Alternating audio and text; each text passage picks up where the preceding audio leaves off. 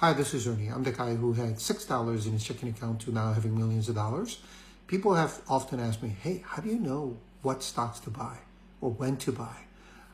So today I'm going to share one amazing tool that everybody should know if you are thinking about investing and trying to pick your individual stocks or ETFs.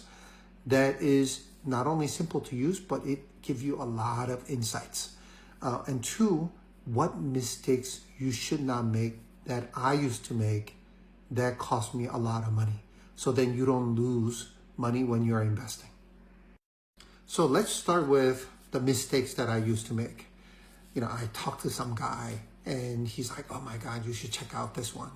And without knowing too much about it, without doing a lot of research, I get into it. And then like companies, stock market tanks. Or I'm chasing, meaning stock price is already high. It's inflated. Whether you're looking at P ratio, it doesn't matter. It's already too high. And I'm like, oh, I think it can go higher. So I get in and then it goes down 70% or 60%. And I'm just holding on to it hoping that it's gonna go back up, but it never does. And I ended up selling those to do what we call tax harvesting at the end of the year. So I've learned my lesson not to chase and not to just look for stock tips. I actually have to do my own research and have a conviction that this is something that I want to put my money in. And that's what I typically do. And here's a book, right? This is The Intelligent Investor. This is the Bible of investing that Warren Buffett swears by.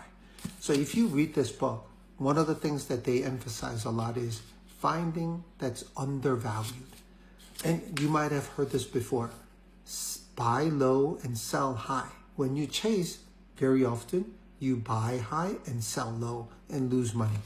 And this one actually tells you what to look for and how to look for it. But the beauty of it is now there's an amazing tool which I'm going to introduce you. And almost every brokerage firms has something like this. So don't be just like I have to use what Ernie is using. You don't have to do that. So this is Charles Schwab, and what it has is on top there's something called Research tab. Let me try to, yeah, there you go, Research tab. And you can look for stocks or you can look for ETFs, mutual funds, options, fixed income, whatever it is. And what